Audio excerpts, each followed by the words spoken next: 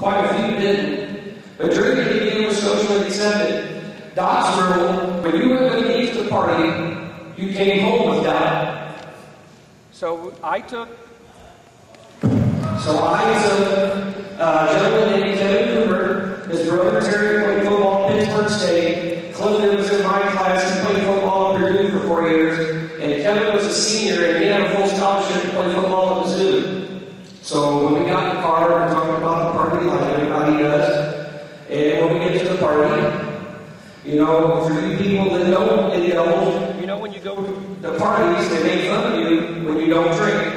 And they ask what's wrong with you. So I just look at everybody got drunk, and then I can manage to do it by myself. I don't have to have some exterior stimulus to make that way they have fun. So we got to get to the party. And Kevin was pretty intoxicated. And I said, come on, we got practice tomorrow at 5 o'clock, and we need to go home. And so then came the deal. Well, I want to stay, I want to party, I want to do this. And I said, no, you came with me, the rule is you go home with me. Well, a gentleman named Blaine Einstein came up and said, listen, I haven't had that much to drink, I'll take you home. Blaine and I argued about it for about 15 minutes, where it was almost to the point of a fight. So I gave in to peer pressure, and I said, sure, take him home. And I was mad because nobody was listening. Get my girlfriend, go home. So, wake up the next day, I'm going to pick up Gary Ainsworth and Tommy May for 2 days. Drive by them in the driveway, they're sitting on the end of the steps. And they're both got tears in their eyes. And they're bawling.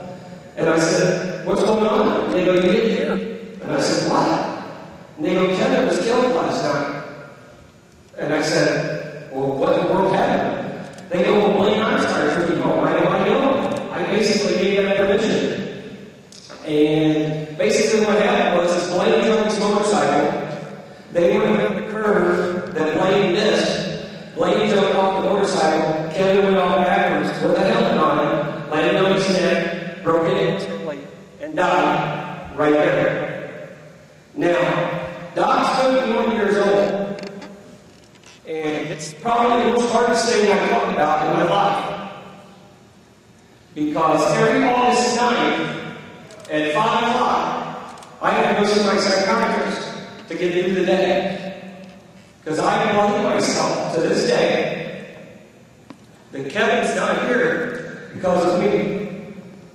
And I live with that every single day. Now, you might sit there and think, well, Doc never went there to fall. No, but you know what? I was the one that let the influence of alcohol. I should have been the grown-up. I should have made it the second. Correct. So, when you go to these parties, and you go into things that you think is cool, all it takes is one time. 5 minutes, 30 seconds, you name it, and your life changes forever.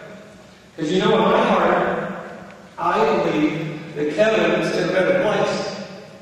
And I have to sit here and wait my turn. And I got to rough into the deal.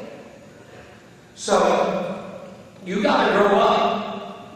I can't tell you how many times that I have to go to outdoor funerals and watch parents bury their kids. And I'm sick of it. It's wrong. You don't have that choice. Your legal limit to go party, as you call it, is 21. 21. You don't have that right now. Your job is to go to school, grow up, be a productive adult, and when you get to that age, you make the decision that you have no right now. And you know when you go to prom Saturday night, and prom's over, you're going to these 3-part parties and stuff, do this, and my drivers and kids know this. When you get out of prom, call mom or dad at midnight, whatever time it is, and just tell them where you're going and that you're okay. Because it'll go a long ways. It's hard to do. The hardest thing you say in your teenage life is this. No. No matter what it is, you put yourself in anything you do in high school, no is the hardest word you're going to say. But it's the strongest word that you have for defense to live long and prosperous. Because I tell you what, all over the United States, there's going to be teenagers of prom that didn't do something like this, or did it, and didn't listen, or then a snap of a finger, their lives are going to change forever in a day. And I'm telling you, it needs to sink in, because you don't need to do this to have fun. I've had fun my whole life, and I've never had to do this. And I know you can do it. All right, we're going to continue on. Dr. Jones is going to come out here. Let's give her a big hand.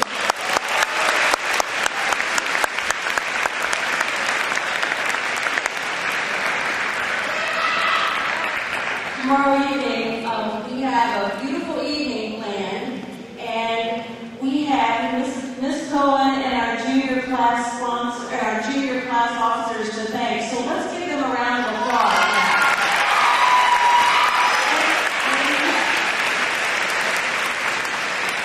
Prom is one of those things that no matter how old you are, you always can think back and remember prom if you went. And it is one of the most important things that you do or can participate in high school. When you get there tomorrow evening, everyone's going to look beautiful and handsome. Your parents, your guardians, your family, they're going to be so proud of how you look and so happy that you're going, and they want you to have a good time. And we do too. We want you to have a good time and be able to come back Monday morning and have great memories about prom. So, as you know, there are expectations like tomorrow evening you would be at school. We have the same expectations. So we have had wonderful proms. I can't remember the last time that we had a problem at prom. And I don't expect that we will have one tomorrow night either. So with that, I look forward to seeing you tomorrow evening with everybody having smiles on their faces and enjoying the evening and having a good time dancing. And today is a day about remembering and taking a look at the other side of life. And so with that, I'd like to introduce a parent of one of our graduates. His picture is up there on the screen, and I'd like you to meet Mr. Joe Richardson.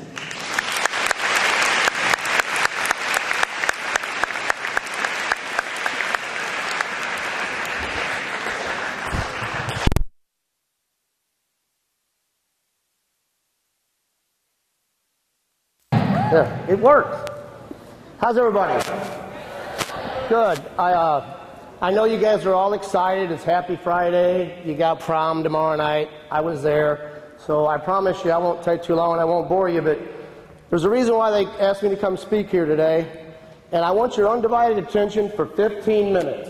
Can I get that from you? Because what I'm about to tell you and let you know about may just save your life too. Okay? I have a 20-year-old son. His name is BJ, and he attended Francis Howell High School here, Francis Howell North, and that was his graduation picture. Go ahead, Brian. And just to tell you a little bit about my son, he was a great person, and I'm not just saying that because I'm the dad, but he was fun-loving, caring. Everybody liked him. He was funny, class cut up, class clown, whatever you want to say. And his senior year was tough. We didn't know if he was going to graduate. Things happened. He made some choices, and it was really tough. We had to really put the hammer down on him, make him do what was right, and just keep our thumb on him all the time. He did end up graduating, and I'll get back to that in a little bit. But I want to tell you exactly what has happened. That's my son. In 2012, last year, Sunday, August the 8th, I lost my son. Do I have your attention now? I lost my son to a heroin overdose. The heroin problem in this area is running rampant. It's not a problem, it's an epidemic.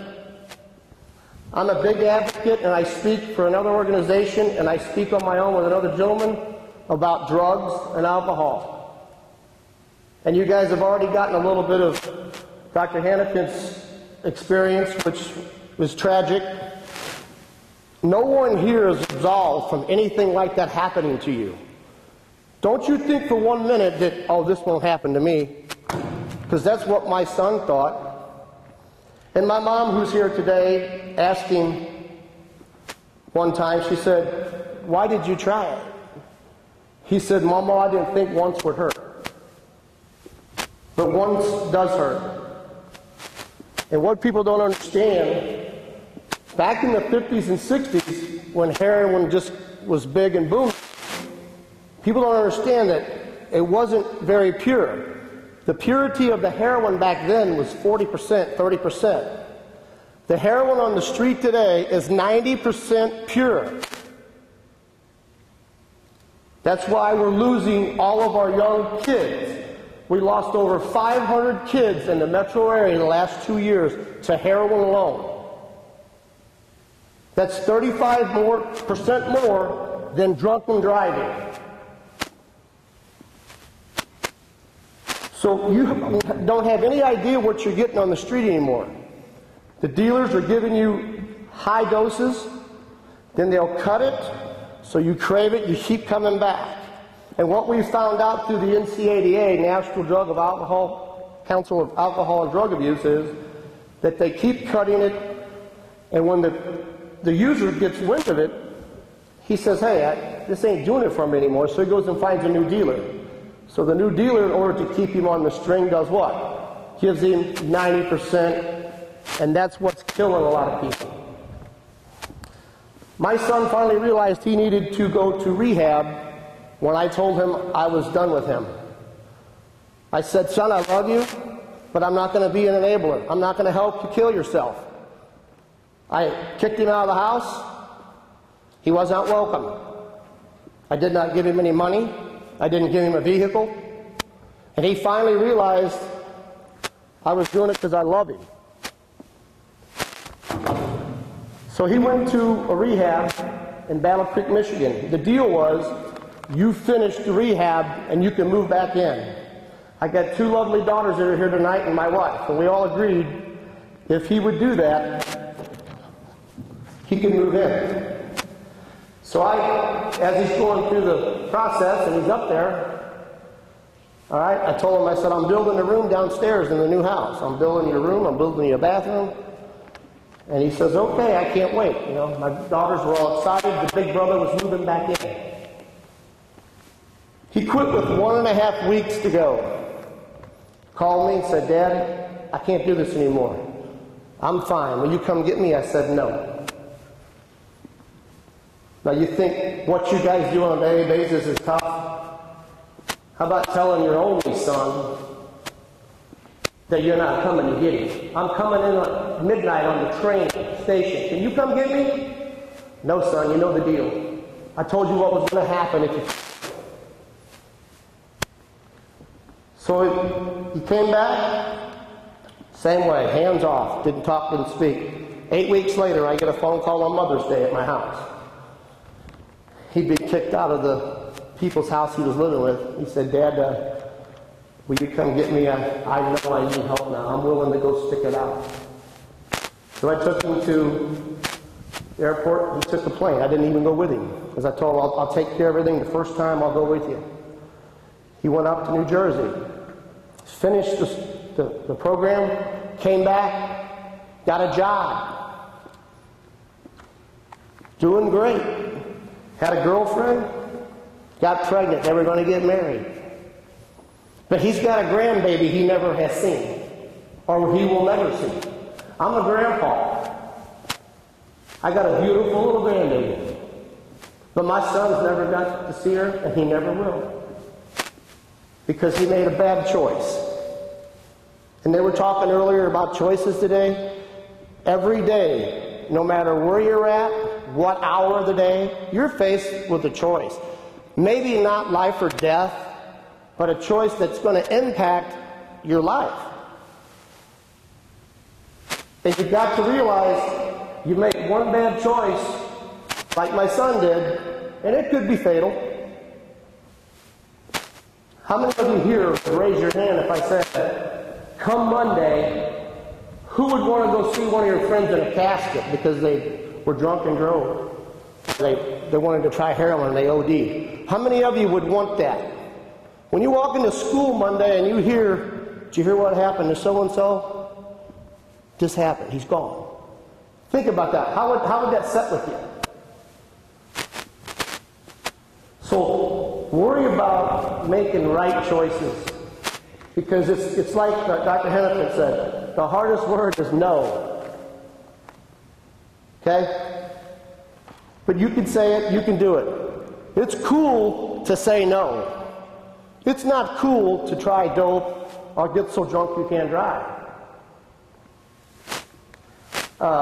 Most first drug users, 90% of their first drug of choice is marijuana.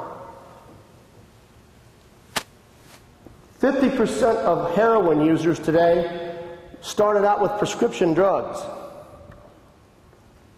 That's another problem we have, is there's too many, it's too accessible to get prescription drugs. The effects of your choices on others. Most people come to me after, the funeral stuff, and then it's been 6-7 months now, and they're like, well, how's everything going? I guess it's all over, you're at peace, No, it's not over. It's never over. He's got a grandma, an aunt, a mom, and 2 daughters, friends, family, myself. We're still affected because we loved him dearly. But he's gone because of one bad choice. So you think, well, gosh, all the things we went through for 2 years. When he called me in 2010, said, Dad, I got hooked on heroin. And I said, son, I love you. When we get home, we'll get you help. It's okay. I had no idea. We're just your average American, middle-class family. We lived in this area. This is my town. This is my kids' school that they went to. We're proud to be parents in this area and live here.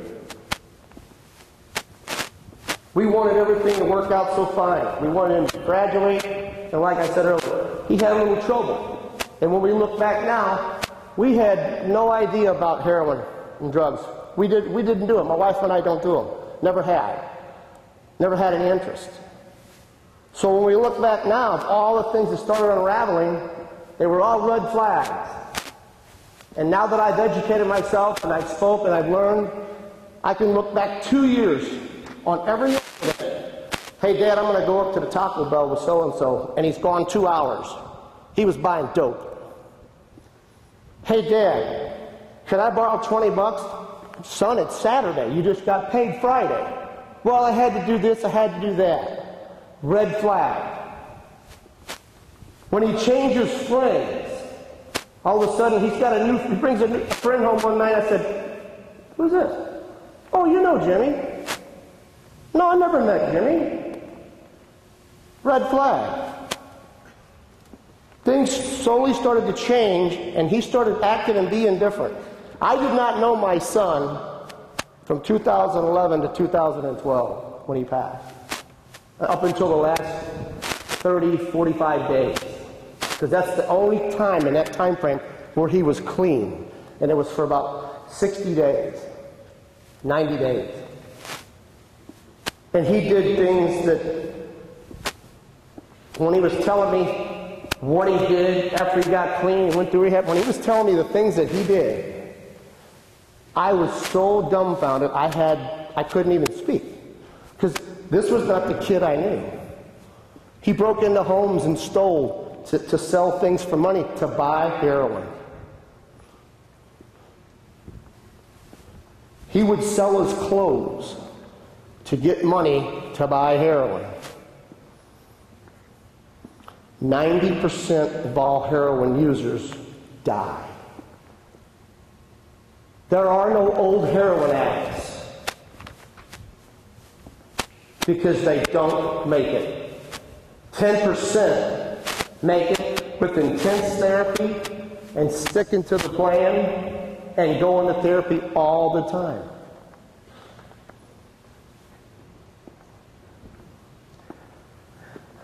few other things I want to talk about. I'll let you go. Go ahead, Brian. This was my son at a ball game one day. He had some friends, and I'm sure there's a few of you here that know him that were underclassmen. Go ahead, Brian. This is a picture when he went to prom. He also was in a band here. There was three other members that went to school here. They played Frau Fest. You guys all know what Frau Fest is? Okay? Go ahead, Brian. This was a couple of guys in the band, and that was my son. And all these pictures you're seeing now is when he wasn't doing heroin, because it wasn't going on then. Go ahead, Brian. We went on vacation every year. That's me and him on the beach. But guess what, guys? I'm not ever going to get to take him to the beach again. We're not ever going to get to go to Emo's and get a pizza again. I can't hug him. I can't come up to him and say, hey, son, how's it going? How you been? I can't do that ever again.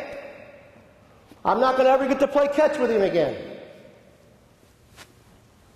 So hear me when I tell you, I'm living this firsthand. And the last thing I would want to see happen is any child get hooked on heroin or drink and drive and lose their life. He was 20 years old. 20 years old. How many of you, if I told you, hey, you can try heroin, but in 10 months you're going to be dead, who'd want to do it? That's what I thought. So why would you settle for anything less today? Why would you take the chance today?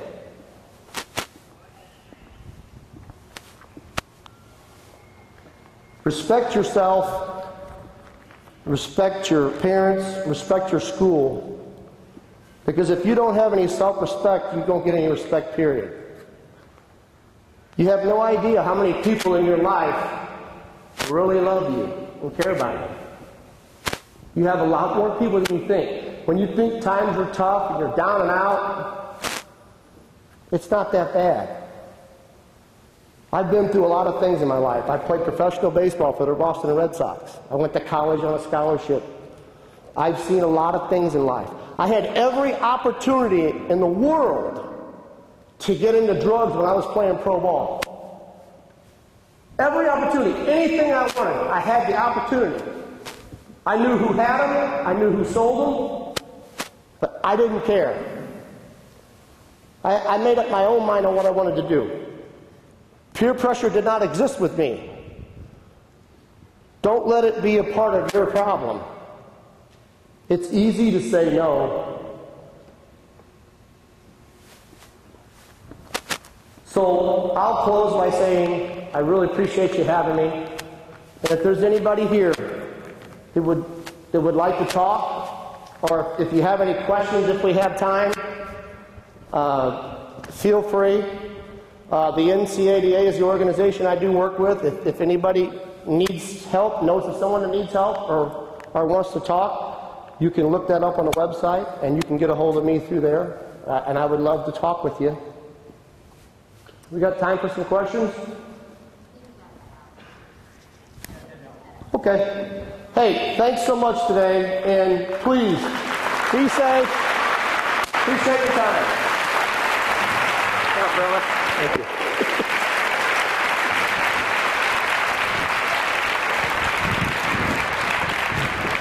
All right. That was so good. That was very powerful. Thank you. Appreciate it. Thanks for having me. And I'll come every year if you want. I mean, it's right there. I mean, it's right there in front of